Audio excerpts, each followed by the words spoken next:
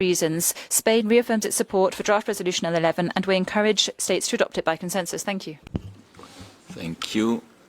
I have been informed by the Secretariat that there are PBIs for this draft proposal. The PBIs amount to a total of $91,600. This amount will need to be added to the budget. I now give the floor to members of the Council who wish to make explanations of votes before the vote on draft proposal L11. I don't see any request for the floor. Is there a request for a vote? I see none. Can I take it that draft proposal L11 may be adopted without a vote? It is so decided. Thank you. The Council will now consider draft proposal L14 entitled Assistance to Somalia in the Field of Human Rights. I invite the distinguished representative of the United Kingdom to introduce the draft proposal. Thank you, Mr. President. I have the honour to introduce, on behalf of the UK and Somalia, the draft resolution L14 on assistance to Somalia in the field of human rights. The United Kingdom is proud to continue our close partnership with Somalia in advancing the protection and promotion of human rights. We value our role as a constructive and trusted partner, a critical friend, supporting Somalia's progress towards sustainable peace, development and accountability. Since 1993, Somalia has made significant strides in rebuilding from conflict, strengthening governance and advancing stability and reconciliation. We commend the Somali authorities for their continued engagement with this Council and with the wider UN human rights system.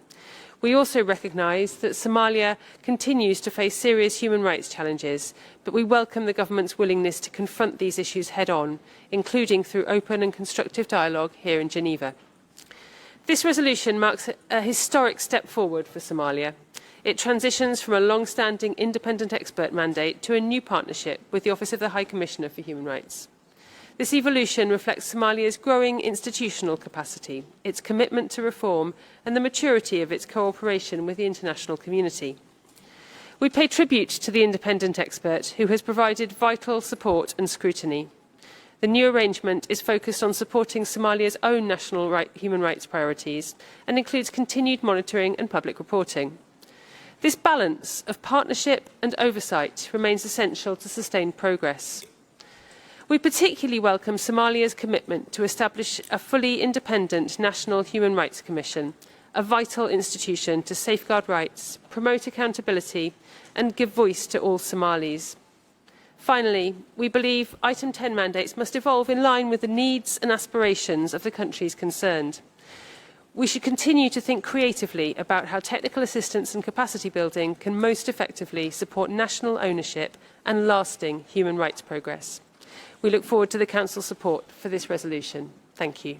Thank you. I have been informed by the Secretariat that there are 16 additional co-sponsors, and I now give the floor to members of the Council who wish to make general comments. I give the floor to the distinguished representative of Morocco. Thank you, Mr. President. Morocco wishes to express its appreciation to the United Kingdom and Somalia as the pen holders of the resolution for their efforts in drafting the text before us.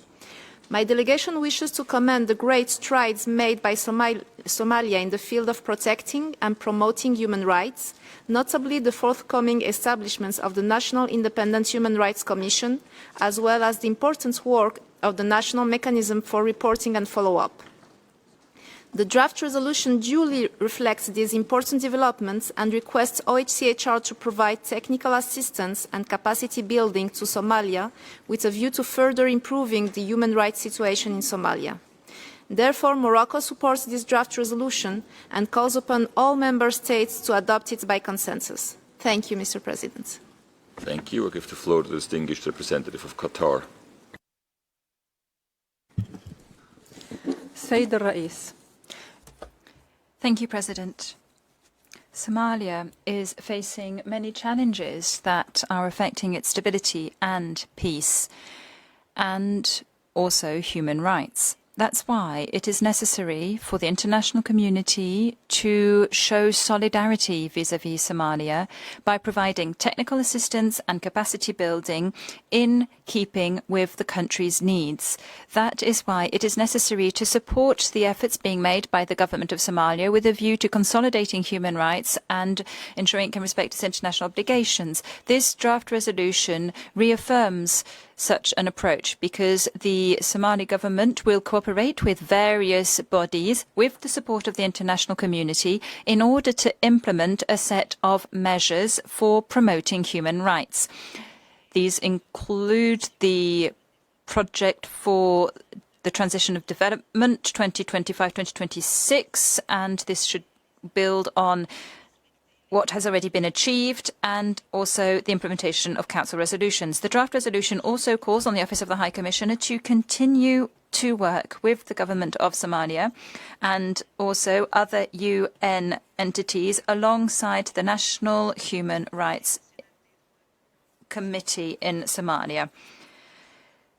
The idea is to ensure that this commission can fulfill its obligations. We hope that this draft resolution will be adopted by consensus, for it is a resolution that is conducive to greater solidarity and better cooperation between Somalia and the human rights mechanisms. Thank you. Thank you. We shall now hear from the concerned country, and I give the floor to the distinguished representative of Somalia.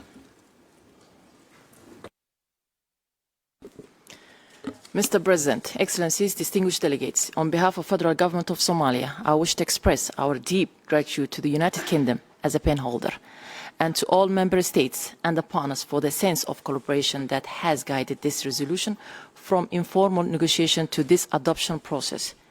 This resolution is more than just a formal process. It is a statement of acknowledgement towards Somalia's journey to resilience, from rebuilding our constitutional order to establishing our National Independent Human Rights Commission, to launching our first nationally led Human Rights Transition Plan 2025-2026. It also confirmed that while the primary responsibility rests with us, international partnership remains vital. For Somalia, this resolution is a bridge from decades of externally derived support to nationally owned institutions, from fragility to sustainability, from monitoring to genuine collaboration. It also reminds that the true measure of our progress not found in the paper alone, but in the daily life of Somalia, men and women and children, and the person with disability whose dignity we are determined to uphold. Mr. President, Somalia stands before this Council with the humility and resolve. We ask not for prescription, but we ask for partnership, not for stigma, but for solidarity. Together we can ensure that the commitment in this resolution transforms into real change, into the justice, opportunity and hope for every Somali citizen. The federal government of Somalia therefore makes heartfelt appeal to all delegations to adopt this resolution by common agreement as an act of confidence in Somalia, both of faith in international cooperation, that of shared commitment to human rights for all. Thank you. Thank you. I have been informed by the Secretariat that there are PBIs for this draft proposal. The PBIs amount to a total of $1,520,800. Originally, the amount of $1,997,000 had been included under the program budget. The reduction is due to the end of the mandate of the independent expert, if I understand that correctly, and we take note of that. I now give the floor to members of the Council who wish to make explanations of votes before the vote on draft proposal L14.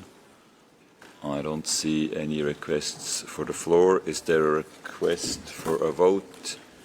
I see none. May I take it that draft proposal L14 may be adopted without a vote?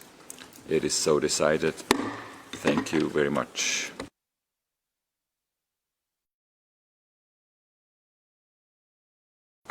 The Council will now consider draft proposal L16 entitled Cooperation with Georgia, and I give the floor to the distinguished representative of Georgia to introduce the draft text.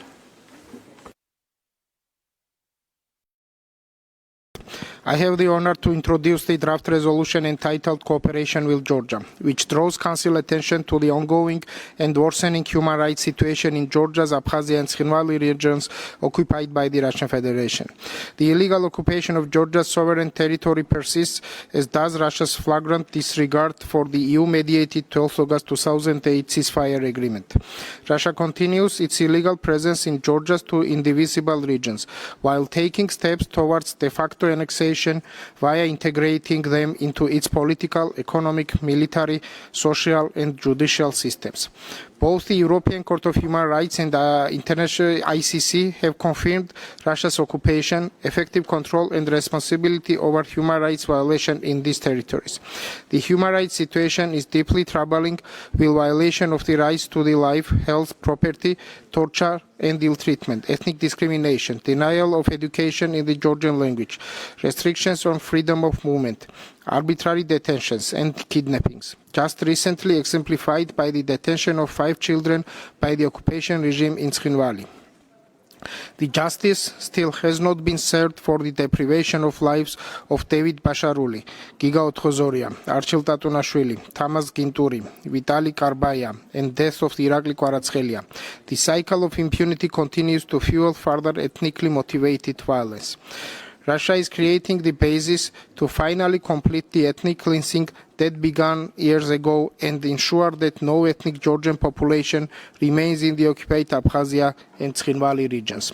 This is precisely the purpose of Russia's recent actions to introduce simplified procedures for granting Russian citizenship to people residing in Abkhazia and Tkhinvali regions, and to obtain Russian passports directly in those regions, as well as to tighten so-called legislation in Abkhazia, Georgia, prohibiting the inheritance of real estate for Georgians and their family members. Moreover, there is a new dangerous trend when Russia, as a power exercising effective control in both occupied regions, illegally brings citizens of other countries to occupied regions and then forces them to cross the occupation line into territory controlled by the Georgian government, thus attempting to create yet another humanitarian crisis. Mr. President, the resolution once again calls for immediate and unimpeded access for the Office of the High Commissioner and other international and regional human rights mechanisms. Even the EU monitoring mission, the only international monitoring mission on the ground mandated under the EU-mediated ceasefire agreement, has long been denied access to these territories. We express gratitude to the delegations for their engagement in drafting and co-sponsorship and hope it will be adopted by consensus. Thank you very much. Thank you. I have been informed by the Secretariat that there are 8 additional co-sponsors, and I now give the floor to members of the Council who wish to make general comments. I give the floor to the distinguished representative of Costa Rica. Gracias. Thank you, President. My country would like to thank Georgia for the introduction of this